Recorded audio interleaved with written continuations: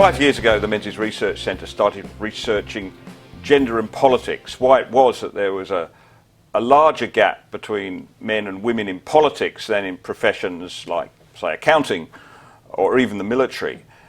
We wanted to find out two things: why there was such a gender divide, and then find a liberal approach to looking at this problem in order that we could find some strategies to correct that. I was lucky enough to contact Nicolle Flint at the time, who became co-author of the first report, Gender and Politics, published in 2015, based on the results of the 2013 election at a federal level.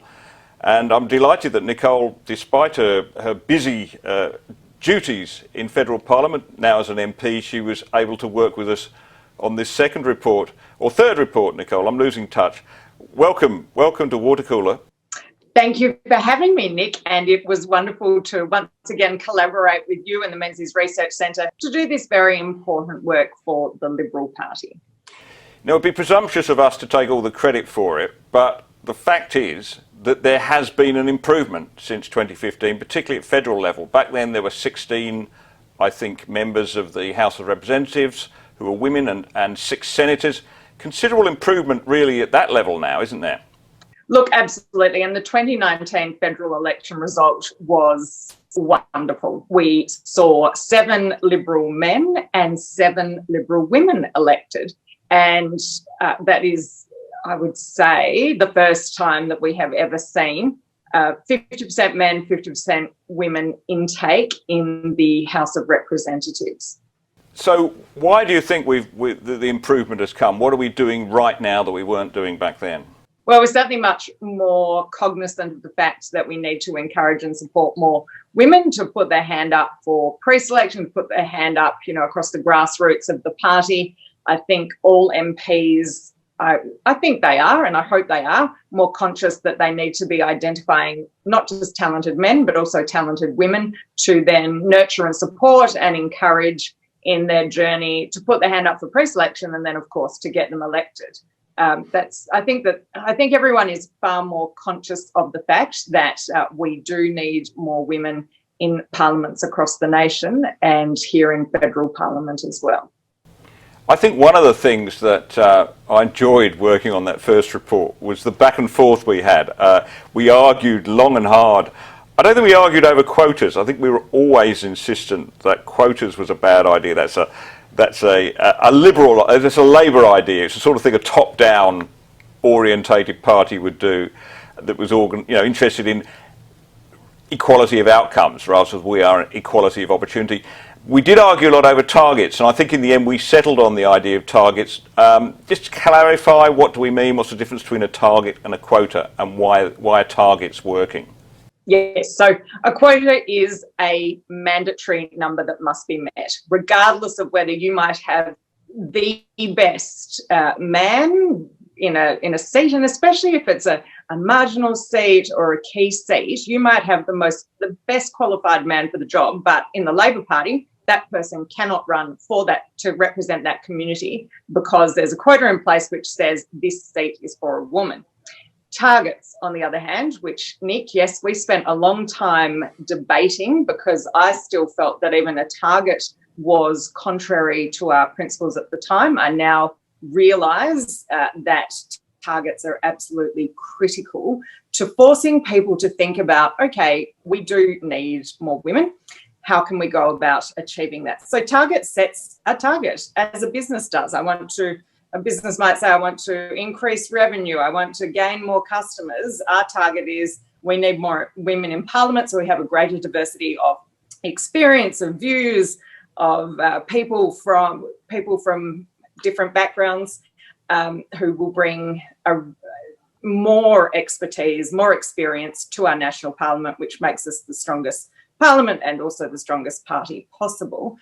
So targets are about setting something that you're working towards. And what I was very encouraged by, and we put this in the report, was the Commonwealth Bank's reporting on how they have met their targets. They don't have quotas in place. They set targets that they will encourage women in junior management levels and senior management levels, but they will encourage women to step through the leadership process at every level, and they've set targets to do that, and they've achieved those targets. And so now they've improved those targets further, increased those targets further. And so that's where we landed, Nick, in our first report. And that's what we still need to see rolled out more across the Liberal Party division by division, because of course the Liberal Party is a federation of states and territories, and it's up to the states and territories ultimately to improve the numbers of women we are seeing put up for pre-selection and then elected to our state, territory and federal parliaments. Yeah, I think allied with targets, it seemed to me at the time and still does, important that these are reportable targets. So you're accountable for them as a state division. You have to report every year. I think in the case of the Liberal Party, probably to the federal council every year what your progress is, because in the corporate world it's quite clear that the act of having to sort of show and tell actually drives action. Yeah, that's absolutely right. So, I mean, key things about targets: voluntary, and yes, I agree, public, and that you are then reporting on your achievement of those targets.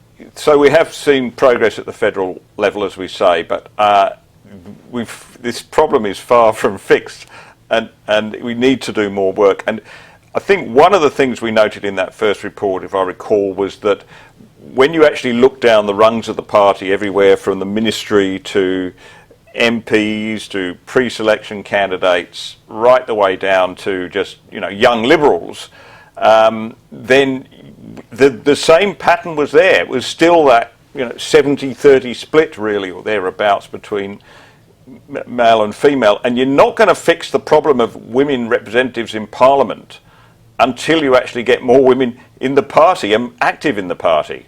Yep, absolutely, Nick. And this is where I came across in my research for our updated report, the concept of the broken rung. So that concept suggests that if you don't have a critical mass of women going into the junior leadership roles or the junior management roles in an organisation and then progressing through the more senior levels, then when you're trying to find the person to be the new CEO or chairman of the board, whatever it might be, or for us, a pre-selected candidate, you don't have a large enough pool of talent to be able to find the right person, because the right person will have a pretty specific set of skills that you need. And, as I said earlier in our conversation, you, especially in our more marginal seats or key seats, you need someone who really knows the community, represents the community, has the right background and skills to represent that community and come to Canberra, for example, or into a state or territory parliament and be the very best advocate for their voters, but also make the very best contribution in a policy sense to the party, so that we stay strong in terms of our offering to the Australian people. So the broken rung. So this is the difference, I think, for as long as we've been grappling with the problem of not having enough women in senior corporate and political leadership roles, people began by approaching it from a top-down perspective, just saying, we need more women, let's just find them and put them in, which first of all set women up to fail, which I think we're still dealing with the fallout of those decisions and of that approach. But it also didn't encourage more women to be given the skills and the confidence and the networks that they needed to be a successful person at those very senior levels. So the broken rung flips this approach on its head. It says we need to build at the grassroots level. We need to give women the skills and nurture them, build their skills, support them, and take them through the ranks. Not just try to ask them to step up the ladder when that bottom rung is broken and they can't. Going back to that first report, we instinctively in our discussions reacted against the kind of feminist, leftist, ideological argument. That wasn't where we were coming from, and we went back to, as always, when you're trying to get your philosophical bearings, you go back to Robert Menzies, and in 1943, when there was a big push to get women in Canberra, and indeed, the first women were elected, Dame Enid Lyons into the House of Representatives for the Liberal Party. But that was based very clearly in Menzies' arguments, was about equal opportunity, wasn't it? It was about the fact that if we believe that everybody should have an equal opportunity in life, and as Liberals we believe that passionately, then there's no reason why women should not be better represented in Parliament. Now, we still stick by that argument, right? We don't go for this intersectionality and identity politics argument. That's not where we're coming from. That's right, Nick.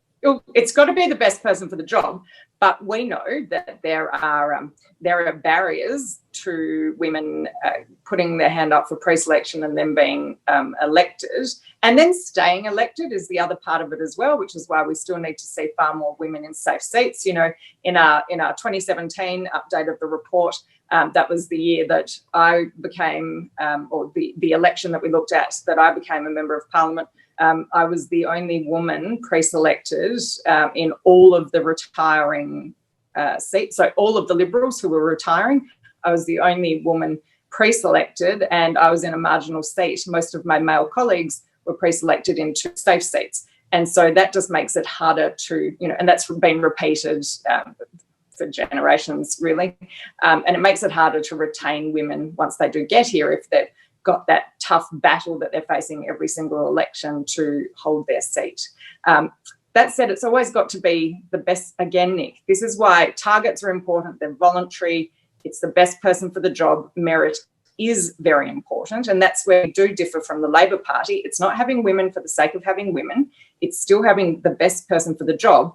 But we've got a lot to do to support more women to even realise that they're the best person for the job, which is, where women's confidence comes into it, where sponsorship of women, sitting MPs or retired MPs identifying talented women in the community can do a lot to say to them, hey, have you thought about running for the Liberal Party? Have you thought about joining the Liberal Party? And here's all of the things you need to do, and then actively advocate for those women to put their hand up and help them on their journey. The other leftist citadel we've taken on this time, I think, is the idea of diversity, because the diversity on the left has become, a sort of watchword for everything that's good and virtuous. But I think we've looked at diversity from a broader perspective. It always seemed to me that one of the reasons why we needed more women in Parliament was for women bring a different approach and a different experience to life. I'm sorry I'm old-fashioned like that, but women do often have a different experience, background, philosophical approach, sometimes education, etc. And that was going to benefit the Parliament. But the idea that gender in itself was, important, or even worse, that your ethnic background or those sort of things, they were, to my mind, almost completely irrelevant to politics. It was the experience that you bring and the approach you bring, and so that we have a Parliament that's truly representing every person in the country. And I think we've made progress on that, don't you? Absolutely. And so our updated report for the first time looks at the background of women, but we also know the men, particularly in the class of 2019 intake, came from such an incredibly broad range of backgrounds. We have doctors, psychologists, former Defence Service personnel, so veterans, a university vice-chancellor, and what is really, I think, encouraging and exciting for the Liberal Party is that we do have this diversity of background, both within our women and our men, and that's what helps us to make the very best policy possible, helps us to better stay in touch with the Australian people, because, as we know, Nick, when we look on the other side of the chamber to the Labor Party, almost all of them have some sort of union background. I think they have a lot of lawyers, but so many unionists. So when you're coming from such a similar and narrow life experience, you're not going to be representing the Australian people as well as I think the Liberal Party does, because we have such a diverse range of people from very different backgrounds who have lived the breadth of Australian life experience. We also have farmers, we have a lot of small business people. That's what keeps us really strong. Oh, it's great, isn't it? We've got a certified pest controller in Parliament, Luke Howarth, and it seems to be no better skill required in politics than pest control. And we narrowly missed out, incidentally, on a tree surgeon in the Cedar Lily, and somebody who can handle a chainsaw. I think that's a very useful skill in Parliament too. But from your point of view, in Parliament now, in your second term in government, how does that work on the ground in Parliament, in the party room, having people like that in the room with a different viewpoint, possibly a viewpoint much closer to that of many working Australians? How does that dynamic work in the party and in the Parliament? Well, as I said, Nick, it just means that we've got people who have lived the great breadth of experiences that Australians go through every day and have gone through in their lives. So it just means that you've got people who give a different perspective, a new perspective on policy positions, and that helps us to make sure that we are staying in touch with the Australian people and delivering for them on the issues that actually really matter to them. That's great, Nicolle. Just finally, what's your outlook for the future? How do you see this changing in the next Parliament and thereon? Where do we go next in this area? Well, Nick, we know that we still need to see greater reporting and active target setting and the meeting of those targets across the divisions of the Liberal Party. And I guess if there's one thing that disappoints me is that it's still not across the board that we're seeing uniform reporting on all of the benchmarks that we set out at the end of our paper. That said, we've just seen a fantastic result. Federally, we had a record number, a really healthy number of women running for the Senate. I think 40% or so of our candidates were women, which is a great result. We just saw 7 women elected to the House of Representatives in 2019, as well as 7 men. So that is a 50-50 outcome without a single quota in sight. So that's very reassuring as well. We just need to see all of our divisions looking at this and saying, okay, what did all of these states and territories do to support women into safe seats as well? We had a couple of women elected into very safe seats, and I look forward to them having a really long and successful career. That's what we need to see, is just more women able in a position to put their hands up for pre-selection, so that we've got the strongest fields possible within the Liberal Party. And that means a strong field of both men and women when you get to the point of pre-selection, so that those pre-selectors can select the very best person for the job. Well, thank you for taking the time from politics to help us with the report yet again, and all the best for your long and successful career in politics. Thank you so much, Nick.